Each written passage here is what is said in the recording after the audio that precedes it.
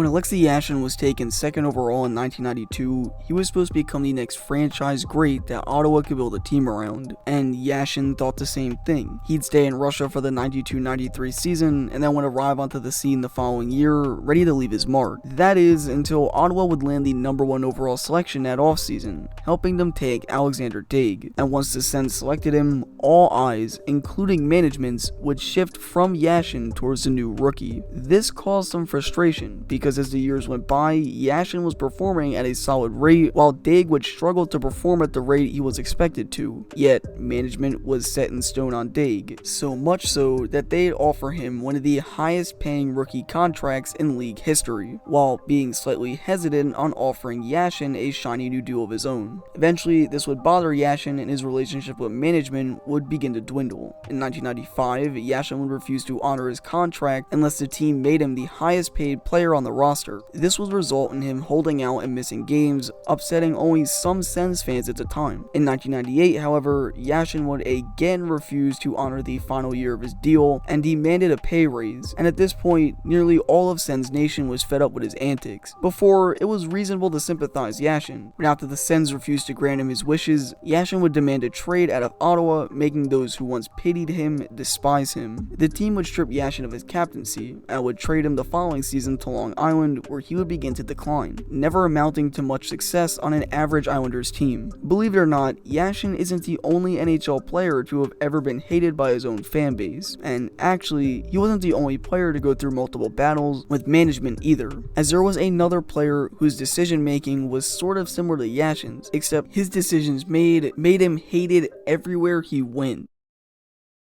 Petr Nedved's decision-making, or lack thereof, is what makes him and Yashin sort of similar. It's bad enough that Nedved would disappoint once defecting from Russia throughout his first 2 seasons in the NHL, as he was supposed to be the next superstar for the Vancouver Canucks. But after asking his idol Wayne Gretzky for his game stick just moments after losing a playoff series, he would instantly become despised by Canucks fans everywhere. Nedved earned a reputation of being soft both offensively and defensively, but looked to prove the fans wrong in the 92-93 season, as Nedved would tally 71 points. That season also happened to be his contract year, and this is where Nedved would enter hot water once again, as after only having 1 good full year, he would get involved in a contract dispute, ultimately deciding to sit out the 93-94 season. At this point, Nedved was hated by both the fans and management, so he would get traded at the deadline to St. Louis, where he would play in 19 games, producing 20 points. His stay was short-lived, however, as the Blues would trade him to the Rangers, where Nedved would once again produce at an average rate. Peter would remain quiet up until 1995, as once arriving in Pittsburgh, he would begin to reap the benefits of the team's star power. Nedved would have the best 2 years of his career, scoring career highs and taking down the playoff demons. But once he was due for another contract, he would attempt to once again hold out for more cash, and this would upset his new fan base in Pittsburgh. Nedved would remain unsigned at the start of the next season and would once again get dealt back to New York, and this would be the last time anyone would hear from him, as he would be a consistent producer on an average Rangers team and then would begin to fall off. In the end, Nedved's attempt at securing more money would end up hurting his career, as he would actually receive less money from the Rangers than what he would have gotten from the Penguins, and it would also begin to lead to his eventual decline.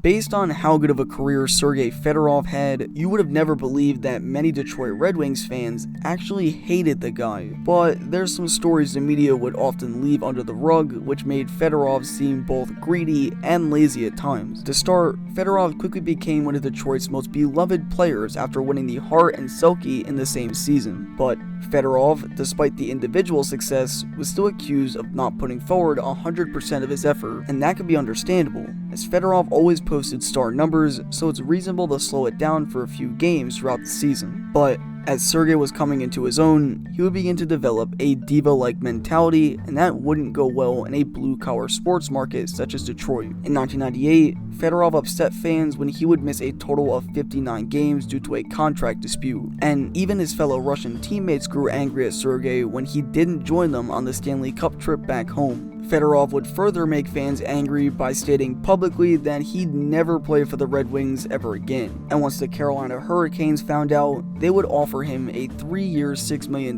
deal, which was easy for Detroit to match at first. To mess with the Wings, the Canes would add 2 bonuses that would load up Fedorov's first year of his deal with tons of money. But they still matched Carolina's offer and ended up winning another Stanley Cup. But that didn't stop Fedorov from wanting to leave Detroit, as fast forward to 2003, and Fedorov would reject 2 offers from Detroit to sign with the Mighty Ducks and would continue to bash the Wings in the media once leaving. Fedorov's play on the ice often makes many forget just how hated he actually was by most of the fans, and guaranteed you'll still hear some fans to this day call him the same names they did back in 1998.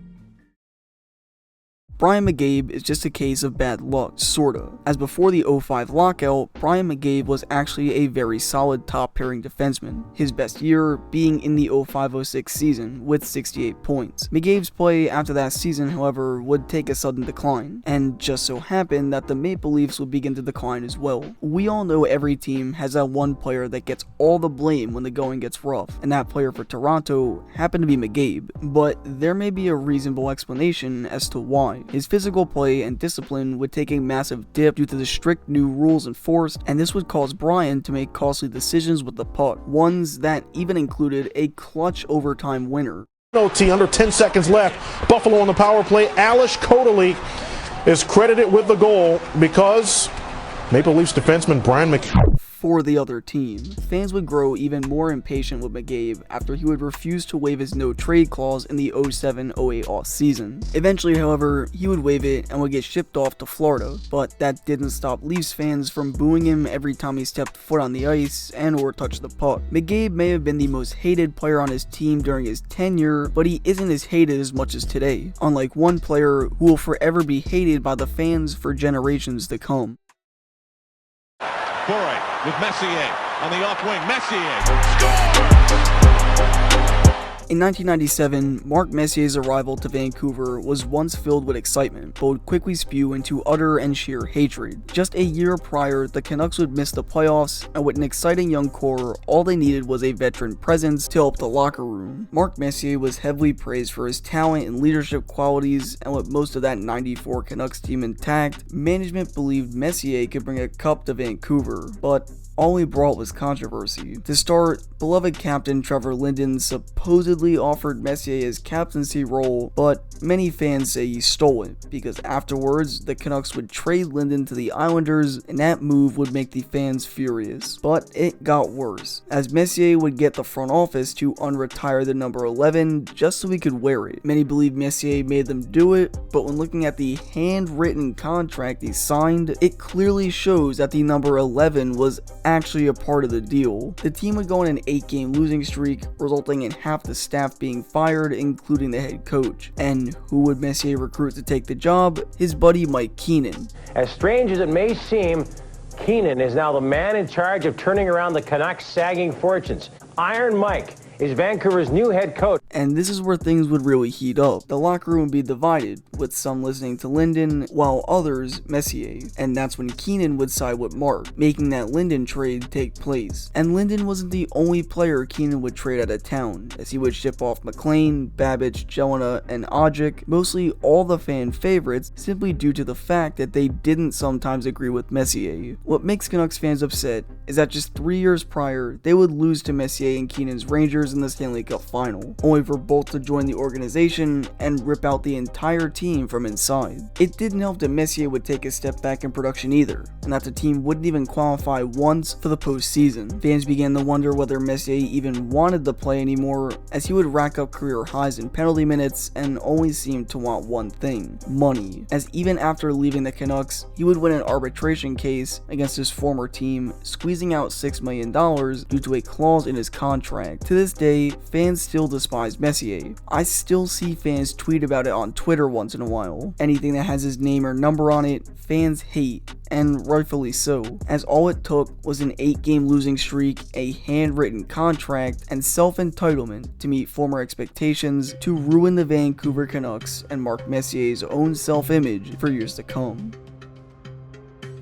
We're looking forward to the challenges the hardships, the difficulties, the joys, and the opportunities that I think are a lot more closely than most people would think at this point.